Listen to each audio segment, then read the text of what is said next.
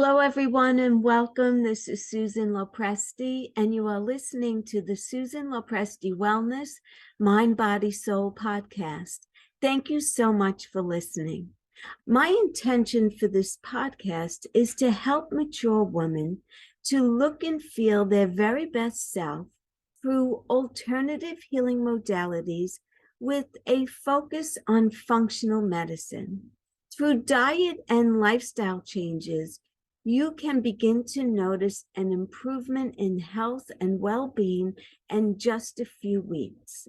Now, with that in mind, I do want you to understand that I am not a doctor, and by all means, if you are not feeling well, my best advice to you is to see your doctor right away.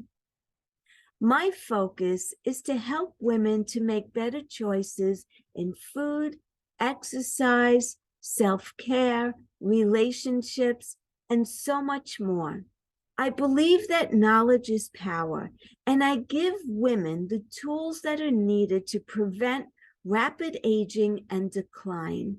I will show you how to slow down the aging process to make this time of life your best years ever. So knowledge is power. And I believe that when you have the knowledge and the tools that are needed to help you to stay healthy, you already have half the battle. If you've been enjoying my podcast, please let me know, leave me a comment. And if you feel that others would benefit from listening to my podcast, please share it out with them. I would love to help as many women as possible through my podcast and my health coaching programs. Again, thank you so much for listening, and let's move on with the episode. Hello and welcome. This is Susan Lopresti, and I am so grateful to have you here with me today. Today, I want to talk about diet, and in particular, the elimination diet. So the word diet has gained quite a negative reputation. It is often associated with unsustainable and unenjoyable way of eating, such as calorie restriction or cutting out entire food groups long term. However, when diets are administered in a maintainable manner, they can be incredible tools. In particular, the elimination diet is structured to gain a better understanding of how your body reacts to certain foods. It's a short-term eating plan that eliminates certain foods that are common in causing bodily distress. Then you reintroduce these foods one at a time to truly uncover how your body responds to them. And at first, it may seem intimidating to eliminate so many foods from your diet at once, but experimenting with your diet is one of the only ways to really understand how to properly nurture your body. The elimination solution. A food allergy is defined as an unpleasant or dangerous immune system reaction after you eat a certain food. More than 170 foods have been reported to cause an allergic reaction, and an estimated 15 million Americans suffer from at least one food allergy.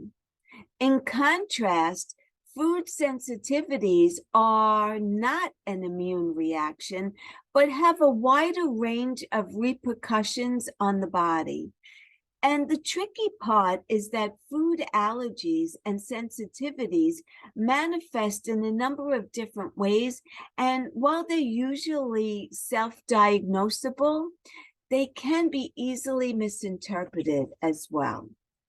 So do you suffer from digestive issues or respiratory issues, rashes, water retention, acne, migraine headaches, congestion, fatigue, irritability, and brain fog? If you said yes to any or a few of these, the culprit very well might be on your plate. But there is no way of knowing that without isolating that offender, right? So that's what we need to do. So what are the common suspects? The major food allergens recognized by the FDA include milk, eggs, peanuts, wheat, soybeans, tree nuts, fish, and shellfish. There are many other foods that cause adverse reactions in people, but these 8 groups account for about 90% of the food allergic reactions. And many of the foods that we eat are derived from these ingredients. So it can take some time to do some real investigative work to sort through all of this. So let's go on to the next slide. How do we spot these allergens?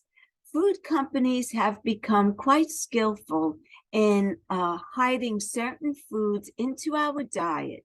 And luckily, regulations on food labeling have made it much more accessible for the consumer to be aware of what they're eating, which is really very, very important. The common food allergens listed in my last post are particularly easier to spot on an ingredient label, as now it must be stated if ingredients are derived from one of these foods. For example, you may see flour, in parentheses, wheat, as clarification that the flour used in the product contains wheat. Additionally, at the end of the ingredient list, if there are any common allergens included in the product, you will see a bold list of what the product contains. Do you usually look at the ingredient label on the packaged food that you eat? That's the question. Have you noticed these allergens on the packaging? Most people do not read labels. So what are the foods to exclude? The list of foods to exclude during an elimination diet is comprehensive and may be a bit intimidating. However, it is designed to really help you understand how great your body is supposed to feel and what foods may be sabotaging your health. So eliminate dairy, gluten, soy, corn, eggs, refined sugar, peanuts, red meat, alcohol, caffeine, hydrogenated oils, packaged and processed foods. That's on the elimination diet. Why these foods? Everybody is different. Therefore, the reaction that people experience to certain foods vary widely. Up next, I'm going to go over the why behind most of the foods eliminated in the elimination diet. So the first offender is dairy. And when I went to see a functional medicine doctor, she said to me, if I had to tell you only one food to eliminate from your diet, it would be dairy. So that's something to really consider because most people don't realize just the effects that dairy is having on your body. So let's get into that. 3 in 4 of all people are unknowingly intolerant to dairy-containing foods. Some people experience digestive stress due to a sugar in milk known as lactose, while others experience inflammation, increased allergies, asthma, and acne due to the protein beta-casein, A1, found in cow's milk. This usually does not show up on formal allergy tests. Some symptoms that are common to be present with a dairy intolerance include headaches, persistent cough, asthma, frequent colds, sinus pain, skin problems, bloating, and irritable bowel syndrome. Goodbye, gluten is the next one. Gluten, this is my problem, dairy and gluten, but certainly gluten, is a mixture of proteins found in various grains such as wheat, barley, and rye. It's often found in baked goods, breads, cereals, but it doesn't stop there. And believe me, ladies and gentlemen, if you have a gluten allergy, you know that it's hidden in so many foods. It can be found in unexpected places like soy sauce, canned soups, instant coffee, all of your condiments. Mustard could have gluten. Ketchup could have it. So, did I say soy sauce? Yes, soy sauce. So many salad dressings will have it. So you really, really need to be careful about gluten. Over 1.5 million people in the United States suffer from a sensitivity to gluten. Whether it's from celiac disease or non-celiac gluten sensitivity, the body produces an abnormal immune response while trying to digest gluten. The gluten-free diet has become very popular in recent years, but not only for those who suffer from intolerance. Many people do not eat gluten out of a choice versus a health need. While it is unclear if this is a responsible thing to do in regards to our digestive health, it is important to truly know if you are suffering from this intolerance. So you definitely want to include it in your elimination diet. And then the secrets of soy and corn. And what do I mean by that? Approximately 90% of corn and soy products are from GMO crops. There is currently not enough evidence to suggest that consuming GMOs has adverse effects on human health. However, overproduction is a problem within itself. Soy and corn are among the largest United States farm commodities. Because of this mass production, they sneak into our food at an alarming rate. And corn is a staple in almost all processed foods in the form of high fructose corn syrup, vegetable oil, and many preservatives. Soy, too, is heavily processed. It has a high yield, and it is added into the majority of our food supply. Soy is an endocrine disruptor, and when eaten in excess, can have an adverse effect on the balance of hormones in your body. So this is really some serious stuff, especially if you're going through perimenopause and menopause. The anti-nutrient, what do I mean by that? Sugar promotes inflammation in the body. It elevates blood glucose levels and increases insulin production. It also offers an insignificant amount of vitamins and minerals, receiving the title as an anti-nutrient. Unfortunately, sugar hides in a lot of the foods that we eat every single day. Some surprisingly places you'll find sugar include ketchup, salad dressing, protein bars, peanut butter, oatmeal, and so many more. Sugar can cause a host of different health issues, including but not limited to diabetes, heart disease, depression, and also obesity. An oily mess.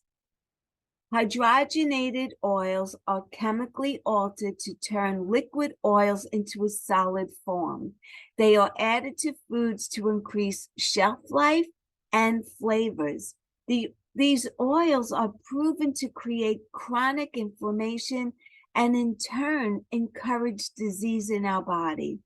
Hydrogenated oils can be found in foods such as coffee creamers, vegetable shortening, margarine, fried foods, and packaged snacks.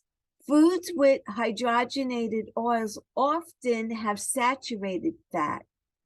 The best bet in spotting these dangerous oils is to always look through the nutritional facts and the ingredient list on the food label. More coffee, please. Did you know that an 8-ounce cup of coffee has approximately 95 milligrams of caffeine?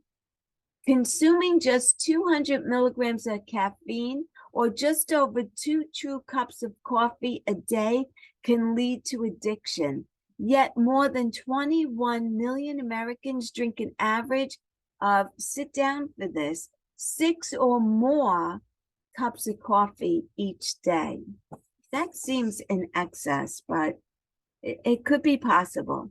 Caffeine increases sugar cravings, it destabilizes blood sugar levels, and even weakens the adrenal glands. While caffeine does have some beneficial effects in small amounts, it is important to eliminate it during this diet to properly detoxify your body. And of course, you want to cut out the booze. Sorry, everyone. I know that's not what you want to hear, but consuming alcohol during an elimination diet can cause a lot of confusion in the body for a number of reasons. So first off, you may even be intolerant to alcohol. It could be caused by the foods used to produce alcohol, such as grains or grapes or other ingredients used in the production, like yeast and natural flavorings. So it is also possible to experience intolerance to histamine, which is also featured in alcohol. Histamine is a chemical involved in many of your body's processes, such as your immune system, your nervous system, and your digestive system. Even if there's no sensitivity present, alcohol disrupts the body's natural ability to detoxify and eradicate inflammation and disqualify various allergies. So it has to be eliminated. And then 3 weeks, the optimal time to keep these foods out of your diet is 21 to 23 days. This is very important because it is unlikely that you will notice a difference if you reintroduce these foods back into your diet any sooner than that. It takes approximately 3 weeks for the antibodies responsible for the negative food-related immune reactions to dissipate. Shortening this elimination period can affect the validity of the experiment. In other words, you will not experience relief from your symptoms if you do not give your body enough time without that food that may be causing them. The inclusion diet. One common mistake in participating in an elimination diet is focusing on what you have to eliminate versus embracing the things that you're still able to eat. So let's talk about that. Foods to include in your diet while you're going through this elimination phase is gluten-free grains. So you could have rice, you can have quinoa, you can have amaranth, you can have tapioca and buckwheat. Dairy substitutes, almond milk, coconut milk, hemp milk, and rice milk. Vegetables, all vegetables except corn. Whole fruits, fresh, frozen, or water-packed, provided that there's no added sugar or any added ingredients, and it's just the fruit alone. And you ultimately, you would like it to be organic, all your fruits and vegetables. Lean and clean animal protein, so wild game, lamb, organic chicken, and wild-caught fish. Nuts and seeds, beans, and most legumes, except for soybeans and peanuts. High-quality oils, coconut, avocado, and cold-pressed olive oil. You could have herbal teas, sweetener alternatives in moderation, so honey, blackstrap molasses, brown rice syrup, and then spices. When you focus on all the foods that are included in the elimination diet, it doesn't seem quite as challenging, right? And then let's go on to talking about reintroduction. The structure of the elimination diet is just as important as the comprehensive eliminate list. After the 3-week elimination phase, you will transition into reintroducing the food back in your diet. During the reintroduction phase, it's imperative to pay close attention to how each food makes you feel. This is done by introducing food groups one by one for 48 hours at a time. You would pick one food group to include in your diet again and take note with a food diary of how it makes you feel for the next 2 days. Try the same process again for an additional 2 days. If you don't notice any issues within that 4-day period, you can choose to reincorporate that food into your regular diet. And then you want to follow these steps with the remaining eliminated food groups. If any food seems to cause any health issues, stop eating them and wait until any symptoms subside before continuing the process of reintroducing. And then I just want to give you some extra tips. You want to plan ahead. Having food readily available that you can eat sets you up for success. Read labels. As mentioned before, a lot of potential allergens hide in many of the foods that we eat every day, right? Embarking on an elimination diet requires reading ingredient labels to ensure that you do not accidentally consume food that may disrupt the result of this diet. And then you want to stay hydrated. It is common to confuse dehydration for hunger. Remembering to drink enough water throughout the day will help you to control your cravings and also to feel satisfied. And you also want to write it out. Keeping a food journal, like I just mentioned, to track your initial symptoms, how you feel while eliminating, and how you feel when you reintroduce these certain foods. And your overall experience with the elimination diet provides an incredible amount of information on your health and your professional and your potential food intolerances. Common mistakes. Quitting in the beginning. It is not uncommon for you to feel the worst the first few days. This happens because the body is essentially withdrawing from foods that your body is used to having, especially if your body's default is a high state of inflammation. It takes different mechanisms for your body to find balance while healing. Lacking nutrient-dense foods. Well, there are many foods that you do not eat while you're on the elimination diet. There is still plenty that are allowed. However, limiting yourself to only a short list of foods rather than implementing a lot of variety can lead to a lack of nutrients that are needed for your body. So failing to plan ahead without efficient planning, you put yourself in the position of falling off plan. And it's very important to stay true to the elimination diet, or else you will significantly skew your results. And skipping on the reintroduction phase, the reintroduction phase is crucial in uncovering potential food sensitivities and intolerances. If you do not follow the system of reintroducing one at a time, it's hard to differentiate which food is truly causing the symptoms. And I have tons of recipes that I will share with you in the show notes. So you could go back and get some recipes and help you with that. And then a recipe simulator.